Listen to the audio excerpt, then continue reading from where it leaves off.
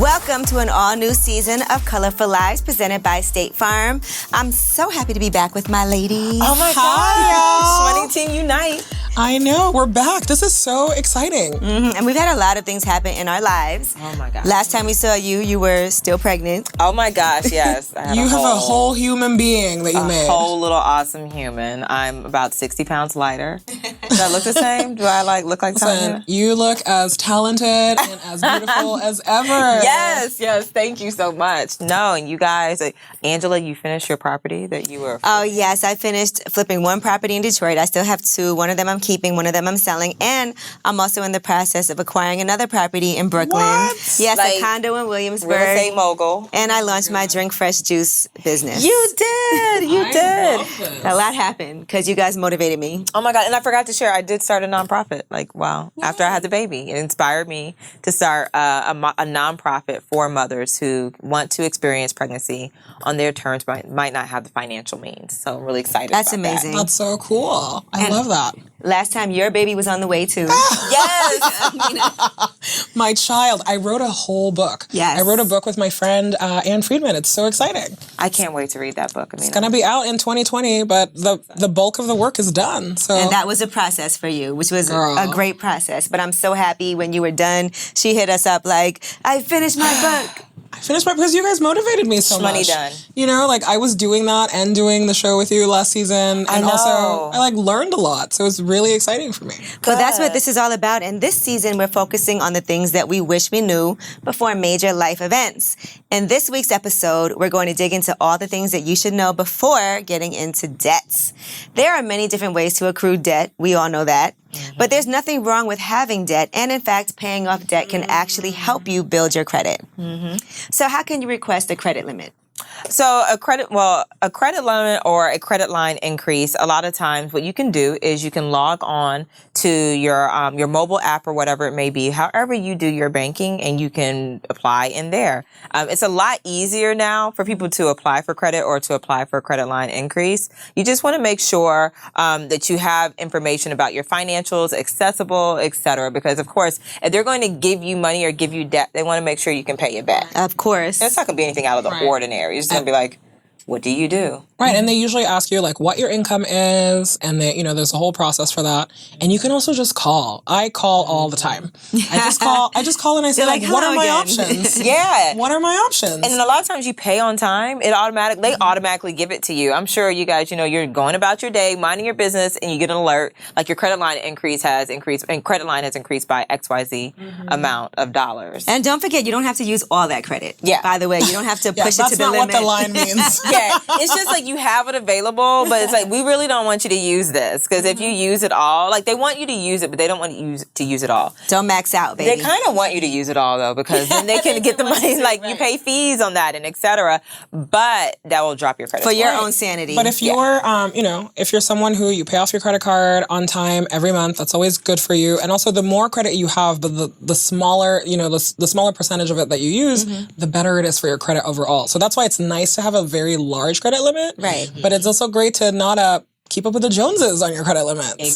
So that's the secret. And I like to pay off my credit card bill every month when possible. If you can do that, I think that's great for your credit score. Also, when they see that you're, charging whatever, but then you also are being able to pay it off every month. Yeah, I think when I'm working with people, there are some people who have concerns. They're like, Tanya, I can't afford to pay this off at once. And so, pay the minimum. You have that minimum. They're like, at minimum, this is what you need to pay to remain in our good graces. And for some people, that's all they can afford to do. But if you can afford to do more, because the more you pay off, the more it benefits your credit score. The more you're keeping that utilization below the magic number, which is 30% of the utilization. And it just helps you out in the long run. It helps you pay less in interest, helps you avoid those fees, and it's just better all around, because when you're borrowing money, then you don't really, you have to pay someone back, and it's not your money when you make money. It's their money until you pay them back, and then it becomes your money once you're done paying them off. So don't ignore those bills. At least pay the minimum. At least. And if you don't, they'll definitely remind you about it. So, And if you miss a payment or you miss 2 payments, that does really hurt your credit score. I know I did that before, and it wasn't on purpose. Not like I didn't have it, but I just missed it, and I definitely saw my credit score drop just from missing a payment. I feel like things are so instant now. Like you can miss one payment and you get an alert in your email like almost immediately letting you know.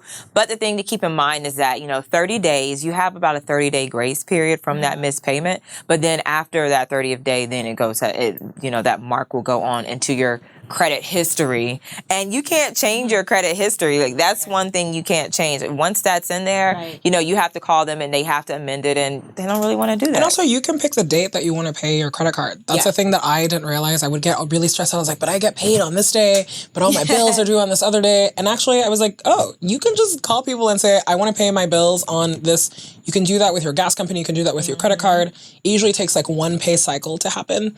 But you don't have to feel that you have to be disorganized about that kind of stuff. Right, and with any relationship, communication is key, right? So important. So some of us are experiencing financial hardships, and the best thing that you can do is talk to your lender. A lot of them are very understanding. If you let them know what's going on and you work out a plan, they can also tell you if there's programs that are available that they can help you out with. So communication is key. Yeah, and most people, we think about when we open up new accounts or when we move into a new place and so forth. Usually it's around the first of the month if you're moving into a new apartment or so forth. And so your bill is going to be due the day you open that account. And so unless you change it, you're going to be paying your rent, your mortgage, or whatever else, and the bills that you opened up around that time frame. So it is important to call ahead of time, not on the due date. So call ahead of time.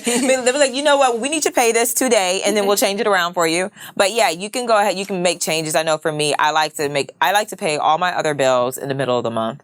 And then I pay, the major bills at the beginning of the month. Right. Just spread it around. And thinking also about like staying on top of all of that stuff, one of the things that's really important, I think, if you have a credit card, is to have some sort of credit monitoring service. Oh my gosh. Like I was telling y'all earlier about how something just popped up on my credit card bill that was like, I did not spend this money.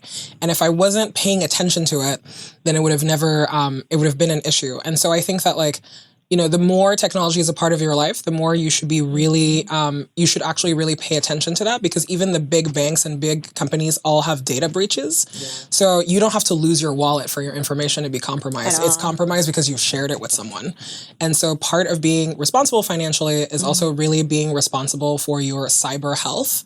And, and a lot of credit cards and a lot of services will offer you credit monitoring for free. So you don't have to feel that that's something that it costs on top of what you're doing. It's pretty cheap to get. And I think that it's a good way to implement a system for yourself where you are watching your financial health at all times. Yes, I definitely monitored my credit, and I was only proactive about it when something happened to me. Can I ask y'all a question of something that I have credit cards and I'm happy with how I use my credit cards, but I have to say I'm a little bit ashamed that I don't quite understand interest rates. So like for me, I'm always, when I get a credit card, I never think like, oh, the interest for this is 30% versus 20%. I just know that because of the way that I live, I just pay it off immediately. That's really high interest, by the way. Right, but that's what I'm saying. I'm like, I never understand that. So it's not a point of consideration that I have. And I'm just wondering, like, can you explain that to me? Like, what should I be thinking about when I'm opening a new credit card with the APR situation? So interest is essentially the money they're charging you to use the card. It's like nothing in life is free, and that's how they're making their money. So whenever they lend you money, they're charging you a percentage on top of that you are responsible for paying, and also with the money that they lent you. Unless you pay it off. Unless you pay it off, or unless it's a 0% interest rate card, which those do exist. And so when you're looking for a card, the first thing you want to look for is a card that comes with 0% interest. A lot of times it's a promotional. It starts off. Yeah, it's like a 12 to 18 and then month it's period. It's going to be $495 to keep this card. Yeah, well, then that's an annual fee, and then they'll tack on, their interest rate, which is like 27% sometimes, or 18%. Credit card interest rate is just higher, or credit card interest rates are higher because the balances tend to be smaller. So, but I have seen some auto loans with credit card interest rates, where it's like, but most of the time, auto loans are around 0 to 8%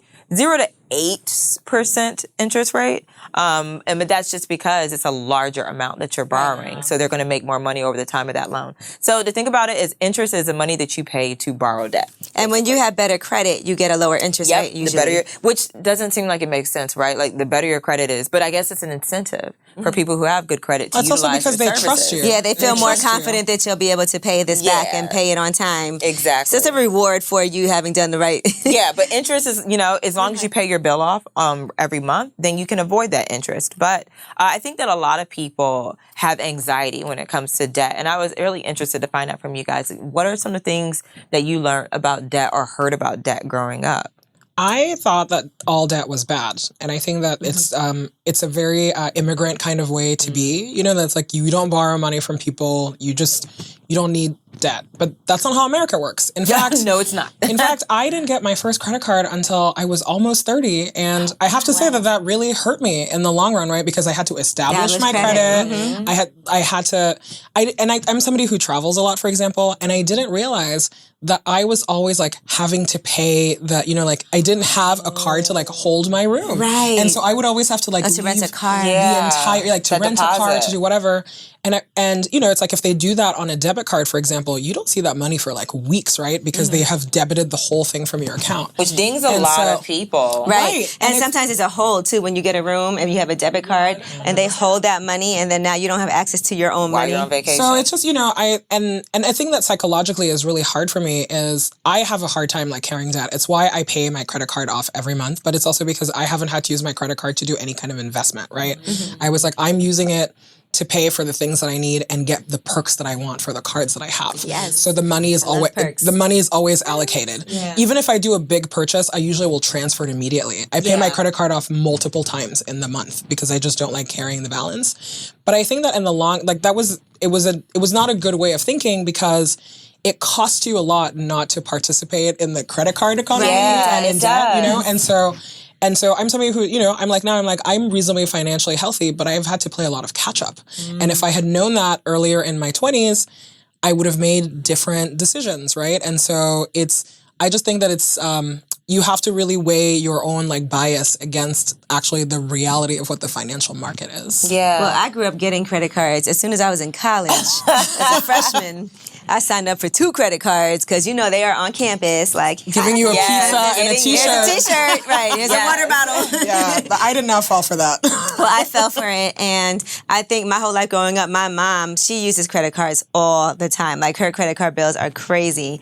And she's the type of person who will pay the minimum forever and still keep charging things up and not open the bill when it comes. And so there would be a bunch of unopened bills in the drawer in the kitchen because she just knew I'm not opening this. So I think I fell into that habit when I was in college of running up my credit cards to the limit. I think the limit was $600. Yeah, we started out with those micro limits, I didn't have it because, it was college and I had 2 credit cards. I remember I went to the mall when I got one of them and I bought a brand new coat and I just maxed it out right away. First day. Yeah, immediately. Okay. Wow. And so that's been my relationship with credit cards. So it's taken me a while. I've always been in debt, graduated from college in debt.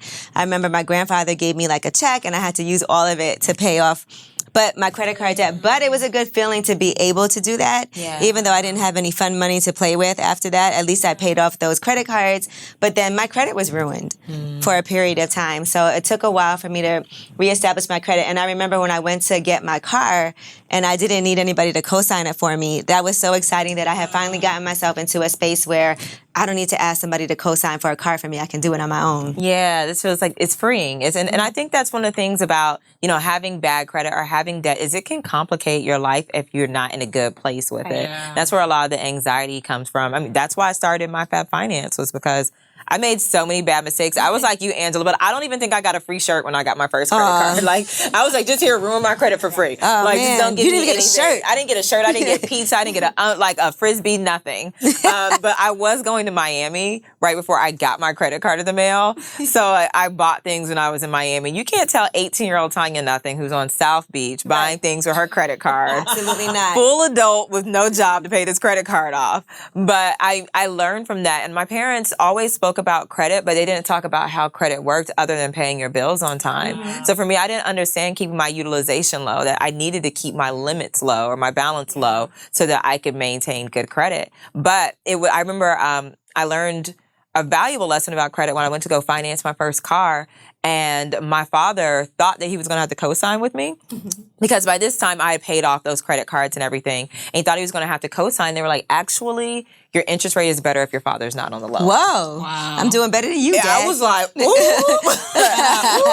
And I think that was a wake-up call for my father, though, because now my dad pays everything off. Like, his car is paid off. His motorcycles are paid off. He's about to buy a boat. He's like, nope. So now he pays everything off. That's and I think good. it was a thing where, You like, taught my him. daughter, she was better off without me. It's not supposed to work like that. But you know, also the thing, I love that we talk about this stuff so much, because the problem with all of these things is that people feel so much shame, right? Yeah. Like it's so personal, it's so shameful.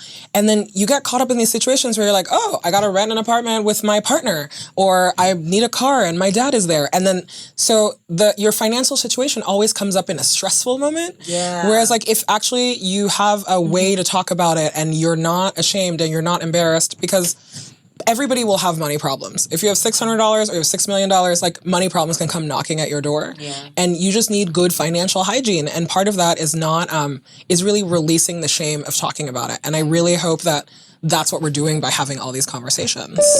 We're talking a lot about getting into debt in this week's episode, and we do hope that sharing our perspective helps.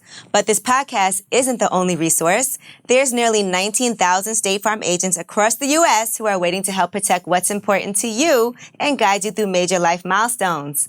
For this week's Ask an Agent segment, we reached out to Zanetta Harris Glover, who has an office in Newark, New Jersey, and got some practical advice before dealing with debt. Hey ladies, I hear all the time from clients who are stressed out about debt. Here are some of my favorite strategies for tackling debt. Make sure you pay more than the minimum payments each month and on time. These are some of the most important factors that affect your credit, impacting 35% of your credit score. Pull your credit report to check for accuracy.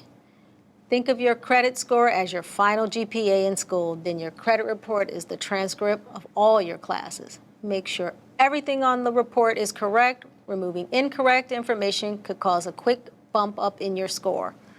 Look at your credit report to pinpoint where your setbacks happen in the first place. High credit card balances, missed payments, too many open accounts. Turn this knowledge of what happened in your past to improve your financial actions in the future.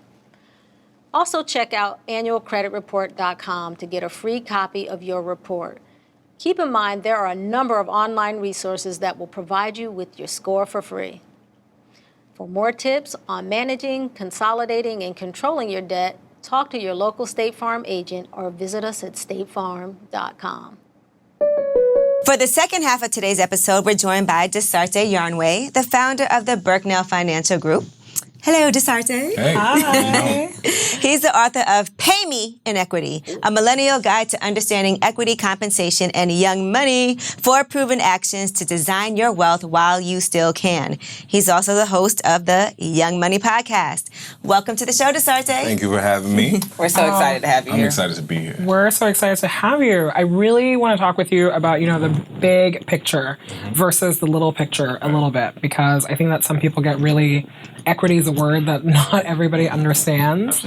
And so I'm just wondering if you can talk about, what are some of the strategies for focusing on the big picture, something like saving for a home, not getting sidetracked by, we're saying it's smaller stuff, but it's still the day-to-day that people have to worry about. Right. Well, you know that we have a world full of distractions, right? So it's easy to get off track.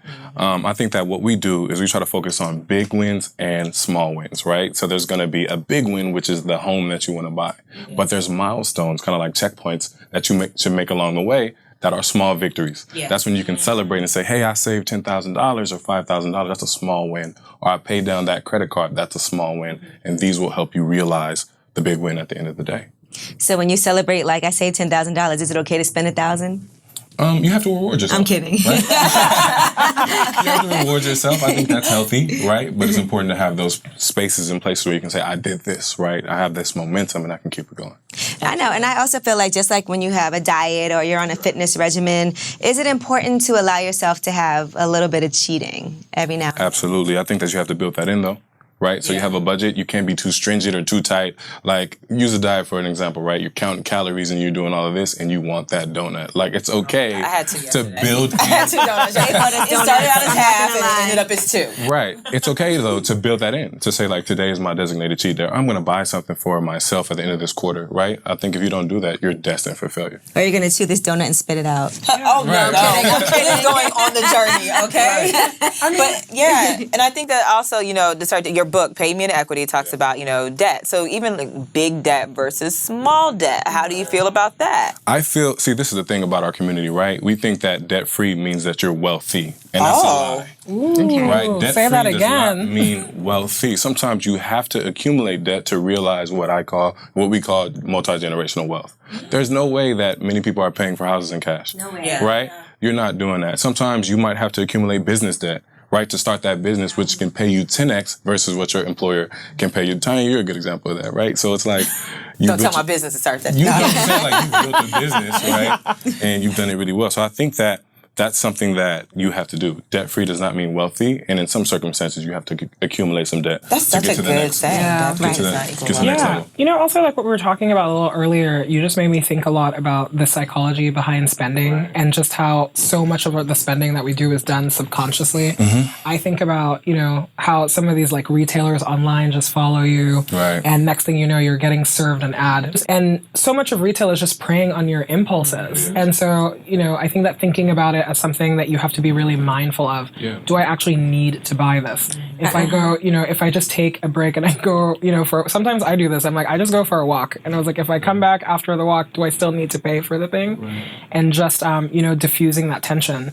And when there's a sale sometimes too, you're like, oh my gosh, it's on sale now, so I have to get it because it won't be on sale anymore tomorrow. That's a spending trigger though, that time limitation, making you think that if you don't do it now, you won't ever get this opportunity. That is a spending trigger. Yeah, it just feels like a lot of pressure. Do you do some, like, how do you feel about like mindful, you know, and emotional shopping? Yeah, and I think that's where you have that wiggle room in whatever your budget is for, right? We think about you shopping, for an example, jeans cost $100, right? It's 30% off, it's $70. We think we just saved $30. I got a bargain. You got a bargain. You got it for the low, right? When essentially it's still $70 saved. So I feel like there's no kind of cheat for that. You have to make sure that you're building that in and saying, this is what I'm going to spend on myself. And I think that's the only real way. And sometimes I ask myself, if they're giving me these for $70, how much should they pay for them? You know, like, they probably paid $10 for these, and I'm paying the markup. But in the same sense, you know, it is what it is. Right. I'm curious to you guys, what's the last impulse buy? Oh, I just bought a couch a few minutes ago. You literally just bought a couch today. You did just buy a couch today. But is that an impulse buy? Don't you need it? She had a couch. So, Okay, never mind. Never mind. all right, Never in mind. fairness, yes, you're right. But, okay, so my old couch I've had for a long time. Since my old apartment, you know, I bought a house, took the couch with me. So I probably had this couch like 7 or 8 years. You got your use out that couch. Yeah, and I've been wanting to get a new couch, and I keep on putting it off, like, oh, I'm not going to get it now. And there was a sale right now, so I did get it on sale, but it was the couch I wanted on sale. And we were just sitting here waiting for you, so I just bought it.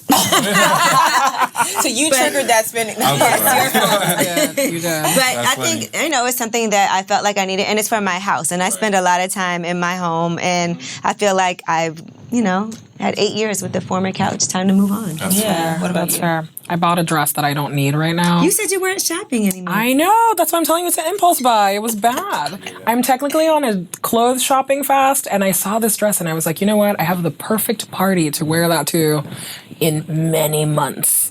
And so I'm not judging myself, but also I had set a goal that I was not going to spend money on clothes. And the way that I rationalize it to myself, I was like, this is how I know I have a problem. I made it was circuitous and it was so fast. I was like, here's my credit card number. And I just bought it immediately. So, look out for those Instagrams in October. Can't wait. What about you, Tanya? The last impulse. Don't leave us out here hanging. Yeah, I'm going to come clean. The last impulse buy.